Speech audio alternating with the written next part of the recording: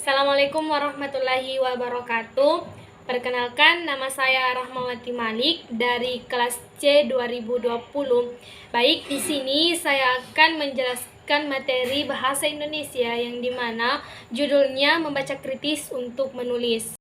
Baik, sebelum memasuki materi inti, sebelumnya kita harus mengetahui terlebih dahulu apa itu membaca. Jadi, membaca adalah suatu proses yang dilakukan serta dipergunakan oleh pembaca untuk memperoleh pesan dan diminta disampaikan oleh penulis melalui media kata-kata atau bahasa tulis.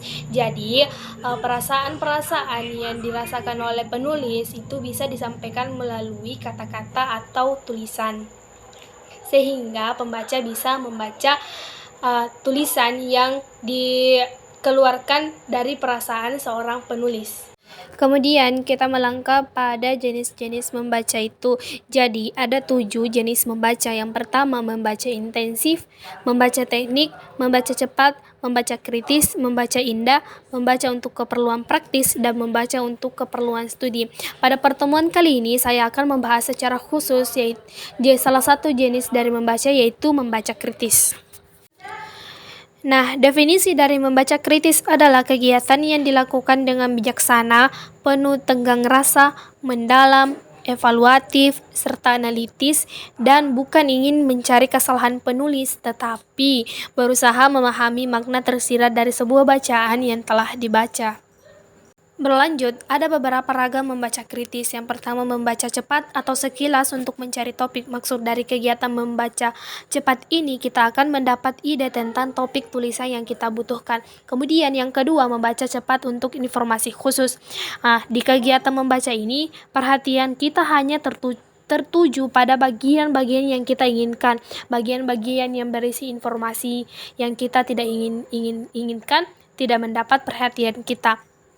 Kemudian yang ketiga, membaca teliti untuk informasi. Pada kegiatan kali ini membaca, kita akan difokuskan pada bagian yang mengandung informasi yang ingin kita ketahui secara rinci saja. Jadi fokus kita ada pada bacaan yang kita baca secara untuk mencari informasi. Nah, terdapat juga beberapa kegiatan yang terdapat dalam membaca kritis. Yang pertama, membaca dengan berpikir. Maksudnya, pembaca dengan cara berpikir ini supaya pembaca dapat menentukan batasan-batasan dari persoalan-persoalan atau fakta-fakta yang dikemukakan oleh pengarang. Kemudian yang kedua, membaca dengan menganalisis merupakan kunci membaca kritis. Dengan menganalisis, pembaca dapat mengetahui apakah gagasan atau fakta-fakta yang dikemukakan pengarang sungguh disokong oleh detail-detail yang diberikannya atau tidak. Kemudian yang ketiga, membaca dengan penilaian. Tugas pembaca kritis adalah menilai fakta atau pernyataan yang dapat menyokong gagasan pokok yang dikemukakan. Nah, sekarang kita melangkah pada karakteristik membaca kritis. A. Menginterpretasi secara kritis. B. Menganalisis secara kritis. C. Mengorganisasi secara kritis. D. Menilai secara kritis. E. Menerapkan konsep secara kritis. Nah, bagaimana cara membaca kritis pada tulisan atau artikel populer? Nah, yang pertama yang harus kita lakukan adalah mengenali persoalan utama atau isu yang dibahas. Kemudian yang kedua, menentukan signifikan atau relevansi isu dengan tulisan yang akan dihasilkan.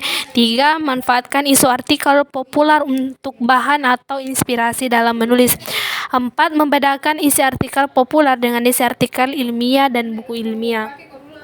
Lantas bagaimana cara membaca kritis di buku ilmiah? Nah, ada beberapa. Yang pertama, memanfaatkan indeksi untuk menemukan konsep penting.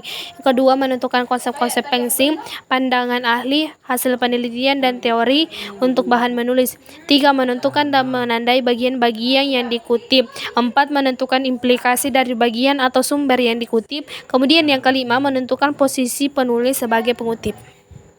Lantas bagaimana cara membaca kritis bahan-bahan yang tersaji dalam jaringan internet untuk menulis?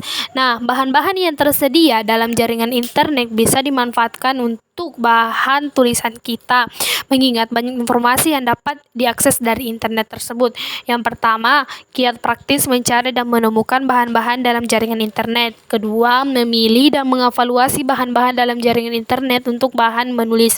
Ketiga, menentukan isi atau gagasan penting dalam bahan-bahan yang tersedia tersedia dalam jaringan internet.